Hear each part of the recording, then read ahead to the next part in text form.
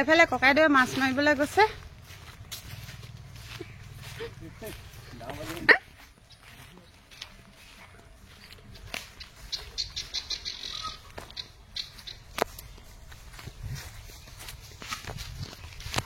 এফালে আহি আছো মাছ মাৰিবলৈ। আহিলো ককাইদেৱে জাল মাৰিছিলে, এয়া এটা মাছ পালো। এইটো কি মাছ জানো? এইটো কি মাছ? ৰৌ মাছৰ পোৱালি এটা পালো। পোৱালি মানে যথেষ্টটোৱে আৰু আজি ইয়াৰে সৈতে দুপৰীয়া সাজ বনাম। 1 কেজি পোৱালি ন? এইফালে সৰু সৰু পুঠি মাছ।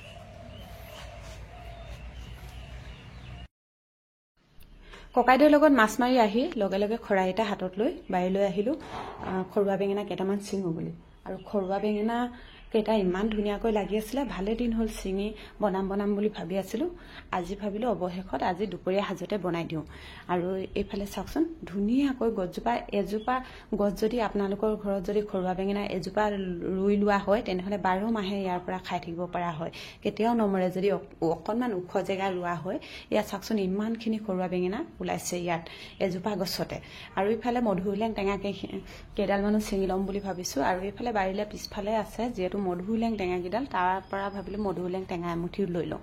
আৰু মাছৰ জোলখনটো আমাৰ অসমীয়া একেবাৰে প্ৰিয় জোলখনেই হৈছে টেঙা মাছৰ জোল।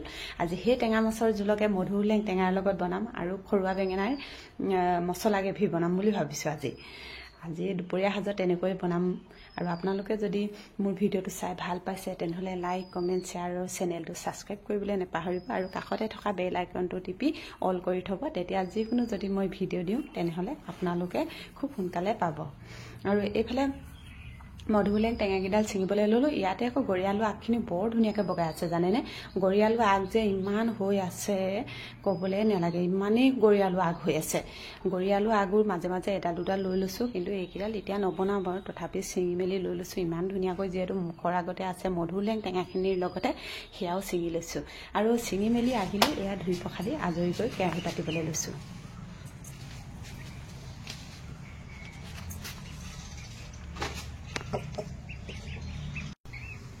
মাছ আনি বাছি মেলি ল'লোঁ। এইফালে বেঙেনাকেইটাও ধুনীয়াকৈ এয়া চাৰিফাল কৰি লৈছোঁ। পিঁয়াজ কাটি লৈছোঁ, আলু কাটি লৈছোঁ। এইফালে মধুৰিলেং টেঙাখিনি ধুই পখালি ল'লোঁ। আদা নহৰু লৈছোঁ আৰু জলকীয়া লৈছোঁ। এইফালে কেৰাহীটো পাতি লৈছোঁ।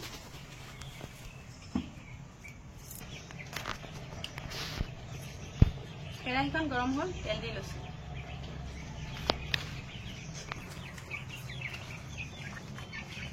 অকণমান নিমখ দি লৈছোঁ তেলখিনিতে, অকণমান হালধিও তেলতে দি লৈছোঁ।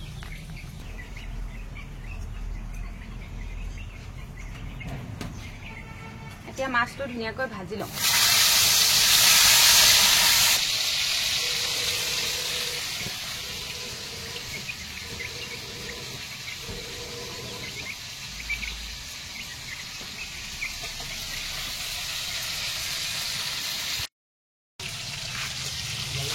এয়া মাছখিনি ধুনীয়াকৈ ভাজি লৈছোঁ।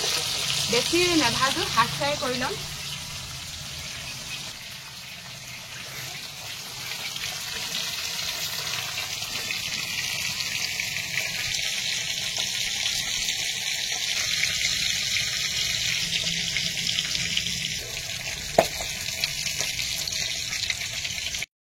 কেইটামান মেথি আৰু জিৰা দি লৈছোঁ।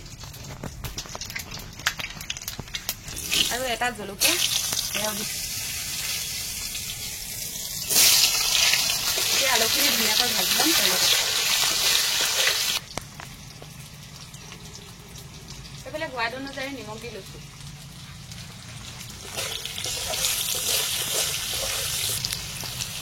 এইফালে দি লৈছোঁ হালধি।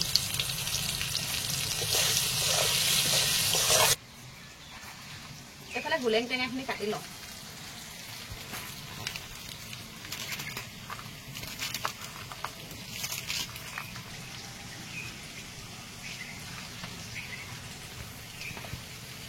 ইয়াতে আদা আৰু নহৰু অকণমান কটাৰীখনত খুন্দি লওঁ।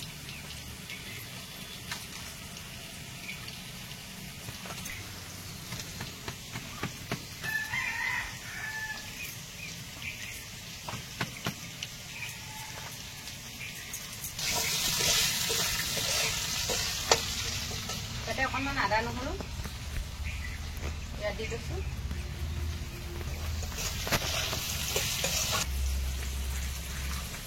কাটি লোৱা হোলেং টেঙাখিনি ইয়াতে দি লৈছোঁ।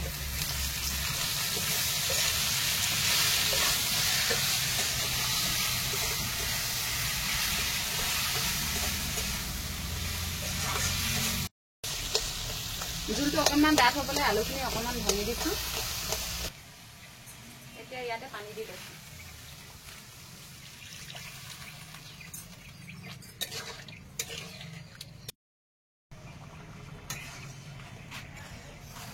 এইফালে তৰকাৰী ধুনীয়াকৈ উতলি আছে। এতিয়া এইফালে মাছখিনি ইয়াতে দি দিম।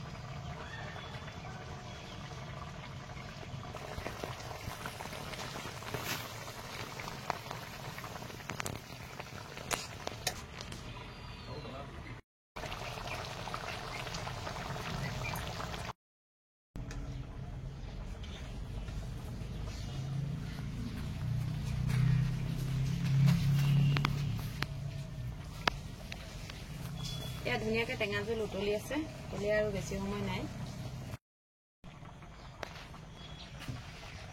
এইফালে টেঙা মাছৰ তৰকাৰী হ'ল, নমাই লৈছোঁ। এইফালে আকৌ এখন কেৰাহী পাতি লৈছোঁ। এইফালে গোটা মছলাখিনি ভাজি লৈছোঁ।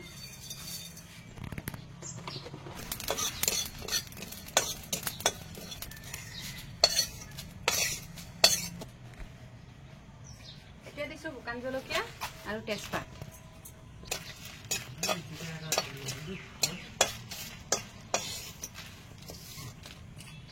মছলাখিনি আৰু জলকীয়া তেজপাত সকলোখিনি ইয়াতে খুন্দি ল'ম।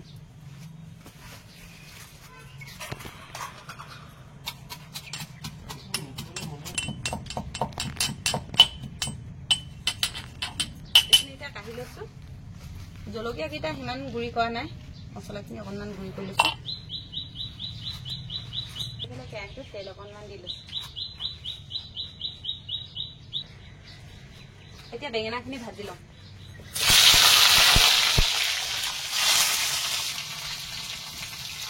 নিমখ অকণমান দি লৈছোঁ। হালধি অকণমান দি লৈছোঁ।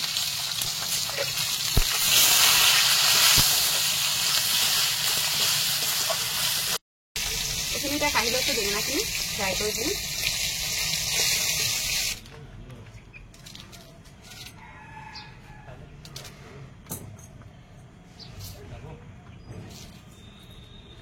এইফালে পিঁয়াজ, নহৰু আৰু আদা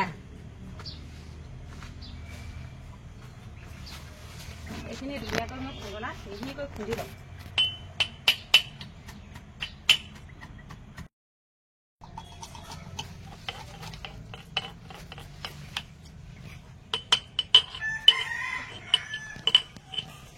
খুন্দি মেলি ল'লোঁ এইখিনি।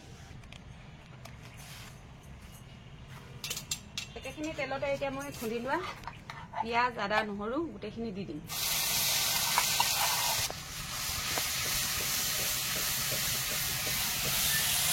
এতিয়া ধুনীয়াকৈ এইখিনি কেঁচা গুড়টো নোযোৱালৈকে মই ভাজি থাকিম লৰাই। দিছোঁ মই এয়া জলকীয়া গুড়ি, অকণমান দিছোঁ হালধি।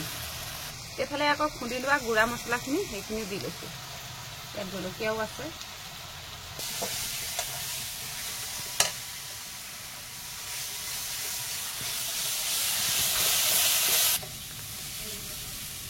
মছলাখিনি খুব ধুনীয়াকৈ ভজা হ'ল। এয়া চাওক ধুনীয়াকৈ মছলাখিনিৰ পৰা তেল ফুটিবলৈ আৰম্ভ কৰিছে। আৰু তেল যিহেতু অকণমানেই দিছোঁ, এতিয়া খুন্দনাটো আওখালি ইয়াৰ পানীখিনি ইয়াতে দি ল'ম।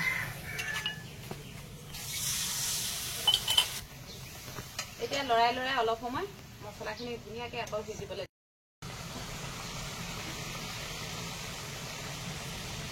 ধুনীয়াকৈ এইখিনি মছলাখিনি ভজা হৈ আছে।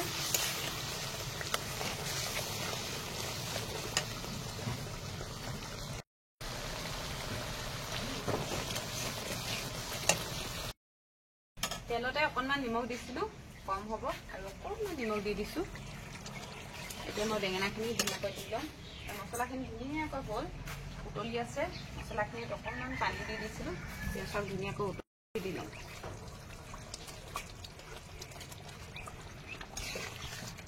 এয়া চাওক গ্ৰেভিকণ কিমান ধুনীয়া ডাঠ আছে। বেছি সময় নালাগে, অকণমান উতলিবলৈ দিম, তাতে নমাই দিম। এইফালে ঘৰুৱা বেঙেনাৰ মছলা তৰকাৰী এয়া উতলি আছে। চাওকচোন কিমান ধুনীয়াকৈ উতলি আছে। এইফালে আমাৰ বেঙেনাৰ গ্ৰেভি হৈ গ'ল, ঘৰুৱা বেঙেনাৰ গ্ৰেভি। চাওকচোন কিমান ধুনীয়া হৈছে এয়া। এইখিনি এতিয়া নমাই লৈছোঁ। এইফালে ধুনীয়াকৈ ভাত বাঢ়ি ল'লোঁ আৰু এইফালে মধুসোলেং আলু দিয়া মাছৰ জোল।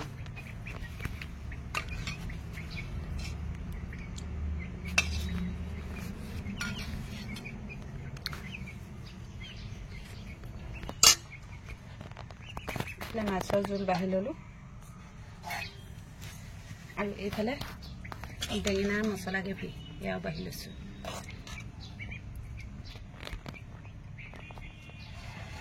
এইফালে আমাৰ ঘৰুৱা বেঙেনাৰ মছলা গ্ৰেভি। এইফালে 3টা লৈছোঁ ধান জলকীয়া আৰু এয়া আমাৰ আজি দুপৰীয়া সাজ। কেনে পালে কমেণ্ট কৰি জনাবলৈ নাপাহৰিব।